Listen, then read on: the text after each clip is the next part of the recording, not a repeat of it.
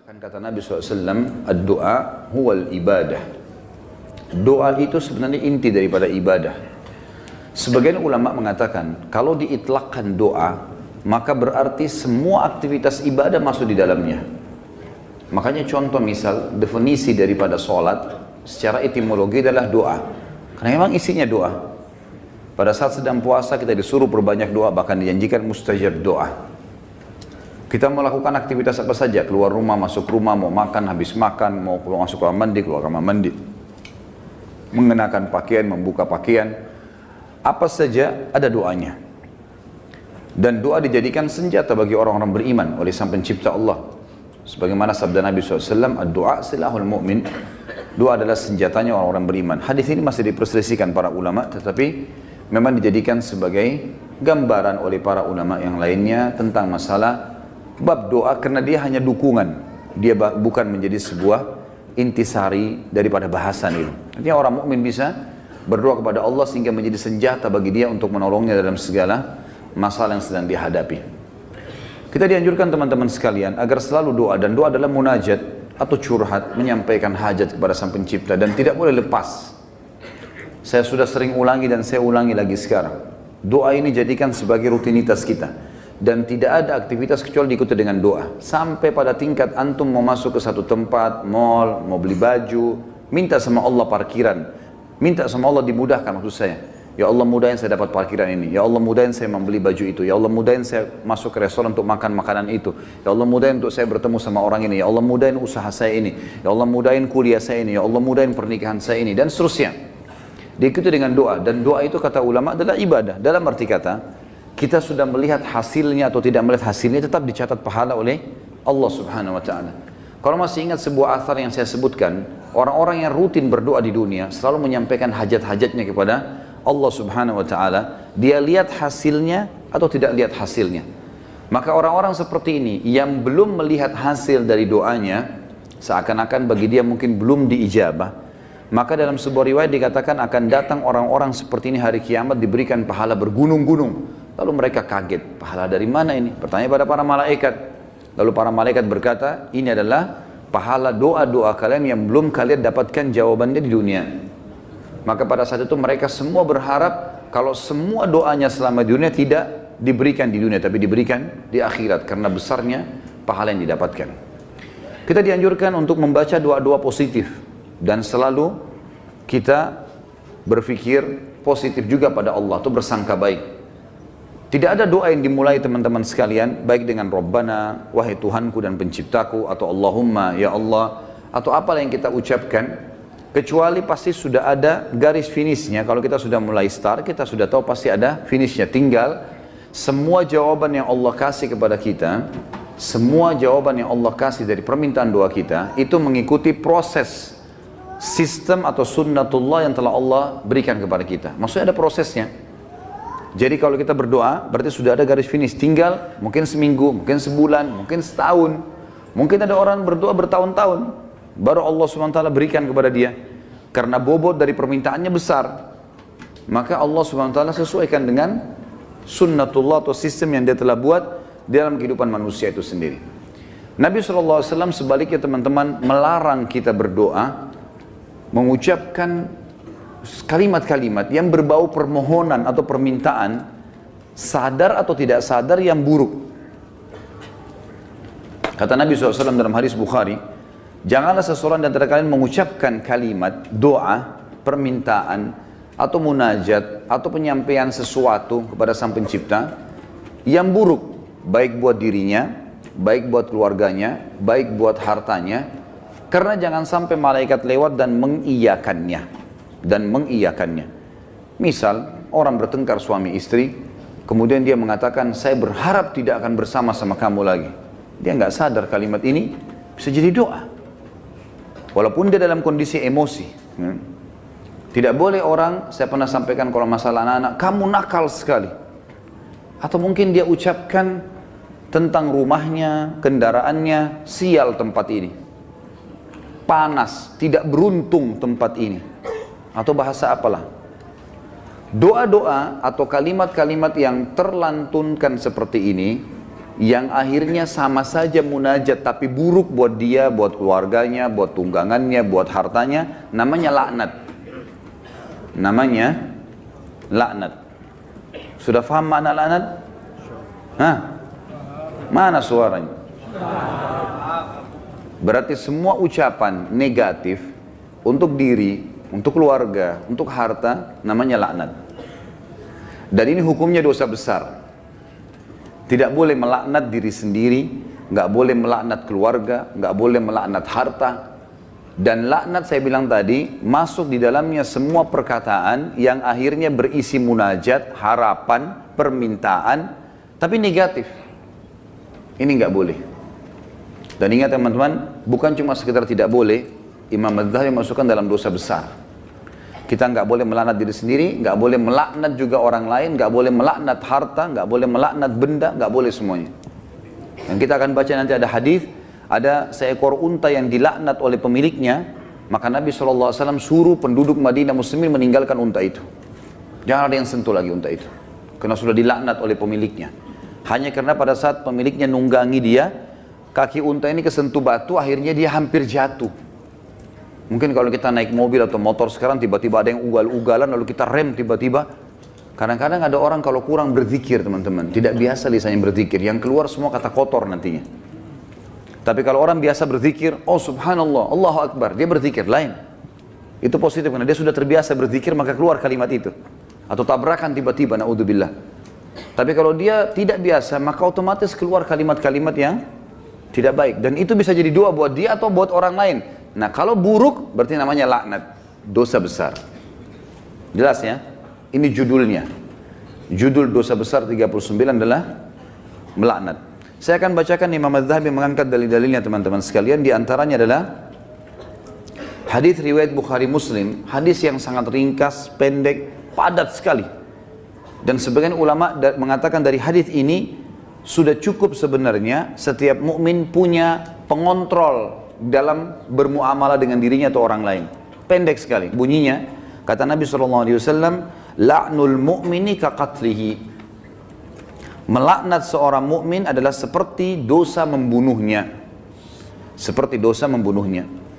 Jadi kalau kita lagi jengkel sama seseorang, selama dia muslim, kalau kita ucapkan kalimat itu maka akan kena. Dalam sebuah hadis yang lain apa? Kalau seandainya ada orang melaknat orang lain, maka laknat itu akan naik ke langit. Kemudian tidak diterima di langit. Lalu Allah memerintahkan laknat itu, doa buruk tadi, kembali ke dunia. Kalau orang yang disebutkan padanya laknat berhak mendapatkannya, memang dia orang pelaku itu, maka akan kembali padanya. Tapi kalau tidak, maka akan kembali pada pengucapnya. Jadi pengucapan doa buruk bisa kembali kepada pengucapnya, kembali kepada kita, naudzubillah. Kecuali keadaannya teman-teman, memang kita dibolehkan melaknatnya secara syar'i, seperti orang melaknat iblis, melaknat atau mengutuk orang-orang kafir yang sengaja memerangi kaum muslimin. Seperti di kancah peperangan, ada orang kemudian menyerang muslimin dan menyakiti muslimin, lalu kita mengatakan semoga Allah membinasakannya. Sama kan laknat itu, tapi di sini babnya terbuka, pintunya terbuka, ya. Karena memang dibolehkan secara syar'i. Kalau orang hanya pelaku maksiat teman-teman, tidak boleh dilaknat. Apalagi kalau dasarnya orang ini orang mukmin yang tidak bermaksiat. Seperti pernah ada seorang yang berzina di zaman Nabi SAW lalu dirajam, dilempar batu. Lalu ada seorang sahabat berteriak mengatakan semoga Allah melaknatmu. Kenapa? Karena dia berzina. Dan memang nyata, kepergok, lagi dihukum. Berarti orang lagi buat maksiat kan? Sama kalau kita orang lagi mabuk misalnya, di pinggir jalan. Tetap nggak boleh dilaknat teman-teman. Lebih baik kita ucapkan apa? Jangan kita bilang semoga Allah binasakanmu. Mudah-mudahan mobilmu tabrakan. Nah, ini nggak boleh kita ucap. Ya Allah berikan hidayah. Karena pengucapan ini laknat tadi. Kalau tidak kembali ke dia dan memang tidak akan kembali ke orang-orang ini. Kecuali tadi yang saya bilang orang yang dikhususkan. Iblis, syaitan, ya, orang-orang kafir yang menyakiti muslimin, ada memang pintu-pintunya saja. Kalau tidak, cuma orang yang bermaksiat dari kaum muslimin tidak boleh. Apalagi dasarnya bukan orang bermaksiat. Para ulama, para da'i, para orang-orang soleh dan solehah, diolok-olok, dicaci maki. Ini semua masuk dalam masalah bahasan laknat. Melaknat orang mukmin maka lebih berat atau bahkan sama dengan membunuhnya. Kita tahu bunuh dosa besar. Sebagaimana sudah kita bahas juga di dosa besar kita yang kedua, masalah membunuh adalah dosa besar dan itu sangat berat. Dan membunuh orang mukmin teman-teman sekalian, itu dalam ayat Al-Quran disebutkan termasuk yang diancam kekal di neraka selain kekafiran, kemunafikan, kemusyrikan, juga dalam membunuh mukmin secara sengaja. Ini ada ancaman kekal di api neraka, gitu kan? Dan ini masih khilaf di antara ulama memang, tapi umumnya ulama mengatakan zahir hadis ayatnya begitu. Wa may yaqtul mu'mina muta'ammidan fajazaohu jahannam khalidina fiha. Siapa yang bunuh orang mukmin, maka dia akan disiksa atau dikekalkan di dalam api neraka, yang itu ada di dosa besar nomor 2. Maka dia akan dimasukkan ke dalam api neraka dan dia akan kekal di dalamnya. Maaf, sebentar saya pastikan lagi.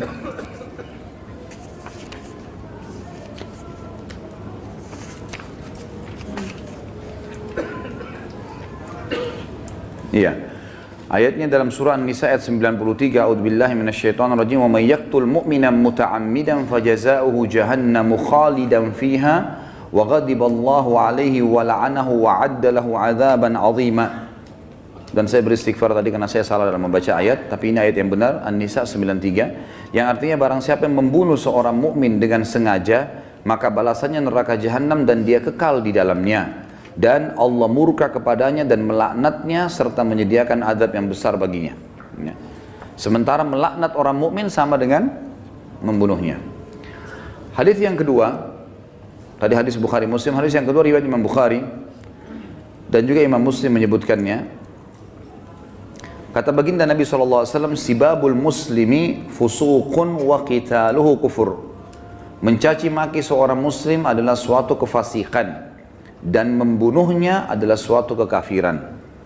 Di sini kalimat mencaci maki seorang muslim adalah sebuah kefasikan, maksudnya adalah caci maki masuk dalam laknat. Caci maki masuk dalam laknat. Misal seseorang punya pegawai, lalu dia mengatakan kamu bodoh. Kalimat bodoh ini, walaupun dia lagi salah, bukan itu sama doa buruk kan, laknat. Maka bisa kembali ke dia, bisa kembali ke dia, tapi pengucapnya walaupun orang itu layak mendapatkan kalimat bodoh, kembali ke dia kalimat itu, tapi laknat ini bisa kembali menjadi dosa besar bagi pengucapnya. Dan lebih baik jangan diucapkan. Lebih baik jangan diucapkan. Beda kalau kita menghardik perilaku. Misal gini, ada orang melakukan perbuatan yang ngawur dia melakukan perbuatan yang orang tidak lakukan. Misal mobil lagi sangat kencang, kemudian dia tiba-tiba berjalan di tengah jalan, seperti menunjukkan sebuah atraksi atau kehebatan gitu kan. Lalu kita mengatakan perilakunya orang ini gila. Perilaku, perbuatannya itu berbeda. Yang dimaksud dalam sini adalah masuk kepada individunya. Karena perilakunya memang betul salah, gitu kan? Perilakunya salah. Kalau kamu terus melakukan perbuatan ini, seorang guru bilang sama muridnya, kamu bisa menjadi orang bodoh. Nggak masuk dalam laknat itu. Karena yang sedang dibahas apanya? Perilakunya. Perilaku beda, gitu kan? Kalau kamu terus saja seperti ini, telat datang di kantor, tidak mengerjakan pekerjaan, kamu tidak akan berprestasi. Kata-kata tidak berprestasi, buruk atau tidak? Buruk. Masuk semua dalam globalnya makna laknat, tapi tidak masuk di sini karena dia sedang menilai perbuatan memang yang sedang salah. Beda, gitu kan? Seseorang membersihkan rumah atau masjid masih kotor. Ini kenapa dibiarkan kotor? Kalau begini nanti orang akan menilai kamu buruk. Menilai perbuatanmu buruk. Bukan laknat itu. Jelas ya? Jadi yang kita maksud di sini adalah individunya. Mencaci maki di sini masuk di dalamnya adalah kefasikan dan membunuhnya adalah sebuah kekafiran. Kemudian dalam hadis Muslim dari Rasulullah SAW bahwasanya beliau bersabda di dalam hadis yang diriwayatkan Imam Muslim juga, la yakunu la'anu syufa'a wala syuhada yaumil qiyamah. Orang-orang yang gemar melaknat, lidahnya suka mengucapkan kata-kata buruk. Termasuk yang teman-teman ya, saya sering dengar orang bercanda sama temannya, ucapkan nama binatang. Ya. panggil nama binatang, panggil kata-kata buruk, ya. Kadang-kadang kalau ditanya apa itu, oh itu artinya ini, oh itu arti buruk semua. Walaupun dia cuma bercanda sama temannya. Di sini dikatakan orang yang suka melaknat, lisannya suka diucapkan kata-kata negatif begini untuk dirinya, untuk orang lain, untuk kendaraan, untuk tunggangan, harta dan seterusnya, tidak akan bisa memberi syafaat. Dan syafaat adalah pertolongan. Saya pernah tekankan teman-teman, syafaat itu akan didapatkan bagi kalau manusia biasa kayak kita, kalau timbangan amal kita sudah lolos. Kalau kita sudah ditimbang amal baik, amal buruk, lalu amal baik kita lebih banyak, maka kita akan bisa memberikan syafaat orang lain. Sebagian ulama mengatakan sesuai dengan kadar lebihnya pahalanya dia. Misal pahalanya 10.000, dosanya 100, maka lebihnya, selisihnya dia bisa membantu orang sejumlah itu, tapi bukan diambil pahala dia, cuman kadarnya saja.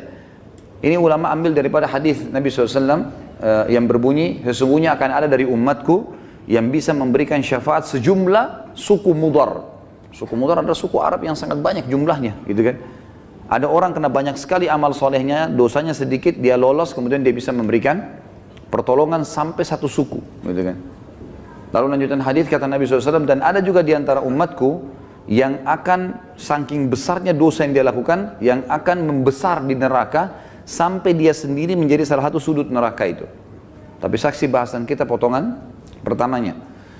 Orang yang suka melaknat teman-teman, tidak boleh memberi syafaat. Sebagian ulama mengatakan syafaat di sini masuk dunia dan akhirat. Artinya kalau ada orang mau merekomendasikan orang lain, tidak layak dia bisa memberikan rekomendasi kalau dia sendiri suka melaknat, suka menghardik, suka mencaci maki, suka menyalahkan, ya, mendoakan yang buruk. Dan juga dia tidak akan menjadi saksi untuk umat-umat yang lain yang disampaikan risalah pada mereka pada hari kiamat. Karena nanti kita akan menjadi saksi hari kiamat. Nanti dalam sebuah hadis dikatakan Nuh alaihissalam didatangkan oleh Allah di mahsyar bersama dengan kaumnya. Lalu Allah tanya, hai Nuh, kau sudah sampaikan belum apa yang saya perintahkan? Kata Nuh, sudah ya Allah. Tanya kaumnya, apakah Nuh sudah dakwakan kalian? Enggak pernah Nuh datang kepada kami. Lalu kata Allah SWT kepada Nuh, siapa saksimu Nuh? Dia bilang Muhammad dan ke umatnya. Dipanggillah Nabi Muhammad SAW dengan kita semua memberikan syafaat, ya.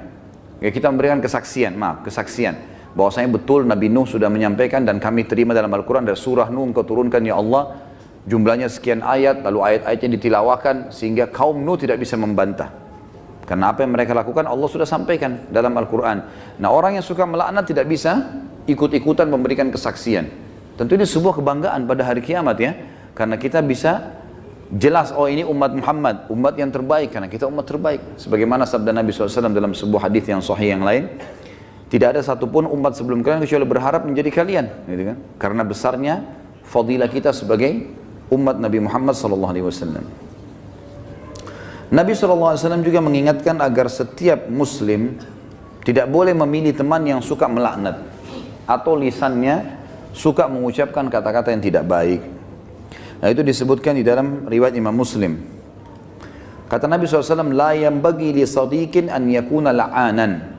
Tidaklah patut bagi seorang teman menjadi seorang tukang laknat atau suka melaknat.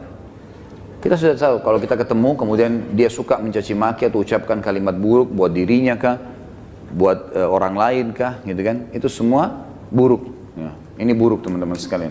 Sama dengan yang saya lihat orang sering sebut di Jakarta lata, sembarangan ucap-ucapan. Dan ini saya, Allahu a'lam, saya pribadi melihat, mungkin saya salah ya, tapi saya melihat ini mungkin karena dibiasakan saja. Dianggap bahan bercandaan awalnya, lama-lama jadi kebiasaan dia. Lama-lama, karena ini kalau kita tanyakan di teman-teman medis mungkin tidak ada penyebabnya ini. Bukan orang yang gila. Jadi dia cuma karena menganggap lucu, dia anggap juga orang-orang anggap dia jadi lucu, jadi ngucapin kata-kata yang tidak baik. Ini juga masuk. Kalimat-kalimat buruknya bisa jadi laknat karena orang yang tidak dihitung, tidak dihisab oleh Allah, hanya anak kecil sebelum balik, orang gila sampai sadar, gitu kan? Dan juga orang tidur sampai dia bangun. Selain daripada ini akan dihisab oleh Allah Subhanahu wa taala. Orang mukmin secara umum yang dihasankan hadisnya oleh Imam Tirmidzi, dilarang juga menjadi orang yang suka melaknat, menyalah-nyalahkan, berkata-kata buruk, menyakiti orang lain, sebagaimana sabda beliau sallallahu alaihi wasallam, laisal mu'minu bit-ta'an walal la'an walal fahish walal badhi. Bukanlah seorang mukmin yang sejati orang yang suka mencelah, yang gemar melaknat, yang suka berbuat keji, dan suka berkata kotor atau menyakiti orang lain. Itu orang mukmin tidak usah. Bahkan saya sudah pernah ajarkan teman-teman, kalau kita diajak ribut, diajak bertengkar, wa idza khatabahumul jahiluna qalu salama. Kamu begini, kamu begitu. Sudahlah, tinggalkan saja. Enggak usah ikut-ikutan. Karena dua orang yang bertengkar, dua-duanya jadi jelek mukanya. Kenapa antum mau ikut-ikutan jadi jelek seperti dia? Karena kita manusia, ada emosi. Kalau lagi bertengkar dengan orang, enggak usah baca WA-nya, enggak usah baca SMS-nya. Enggak usah dilihat. Baca Al-Quran, berzikir kepada Allah, doain supaya dapat hidayah. Belum lihat, mungkin dia marah. Semoga Allah kasih hidayah. Selesai. Insya Allah Allah kasih kebaikan itu. Nanti Allah perbaiki. Gitu. Daripada ikut-ikutan. Ya. Karena dia buruk, kita buruk. Dia melaknat, kita bisa melaknat. Dua-duanya hanya kena keburukan. Dan kata Nabi SAW, kalau dua orang sedang bertengkar, maka laknat Allah turun kepada yang memulainya. Siapa yang memulai pertengkaran, dia yang dilaknat sama Allah. Jadi kalau laknat dari Allah melalui malaikat adalah diangkat berkah hidupnya.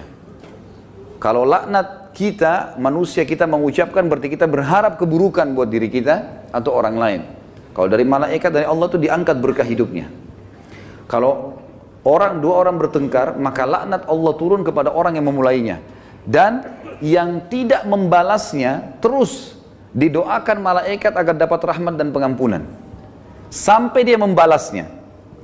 Kalau dia sudah balas, dua-dua kena laknat. Jadi tinggalkan saja. Kamu begini, kamu begitu ya, ngomong aja, kita jalan saja. Dia yang ngomong. Tulis SMS sampai 1000, tidak usah baca. Tidak usah baca. Kita baca, wah dia begini, balas lagi, habis umur gitu. Untuk apa? Kita kalau balas SMS, balas WA begitu bertengkar itu sudah bisa satu surah Al-Quran dibaca. Satu huruf 10 pahala. Benar nggak? Amalin ya. Jangan cuma benar-benar tapi. Contoh realita lapangan, banyak orang begitu. Jadi jangan buang-buang waktu, nggak ada gunanya. Orang mukmin itu tidak suka mencela. Memang tidak gemar, dia tidak mau. Nggak usah ribut-ributan. Kita jelaskan pada saat perlu.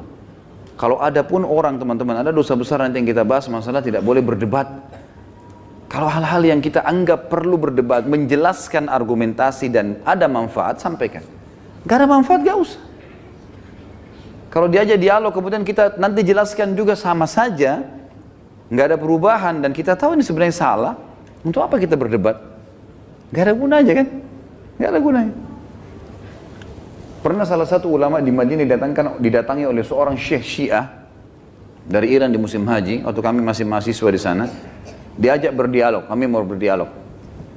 Syekhnya angkat Quran, kemudian dia bilang di depan mahasiswa, saya mau berdebat dengan anda, tapi percaya nggak dengan ini? Quran ini, diangkat Quran, percaya nggak? Quran ini Quran ahli sunnah, 30 juz, Qurannya mereka 49. Kata dia, tidak, saya tidak percaya. Kata Syekh, saya tidak mau berdebat. Lalu rujukannya apa nanti? Nggak ada gunanya. Macam-macam mereka ucapkan, oh penakut, oh begini. Ngomong aja, silakan. Ukir kata-katamu sepanjang mungkin, tidak masalah. Tulis silakan sampai capek. Malaikat juga catat kan. Dan kalau laknat itu, doa itu tidak layak untuk orang itu, kembali ke siapa? Ke dirinya sendiri. Kamu bodoh, kamu begini. Dia sedang bilang, ya Allah jadikan saya bodoh, ya Allah jadikan saya begini, jadikan saya sial. Na'udzubillah. Hah? Paham ya? Alhamdulillah. Amalkan.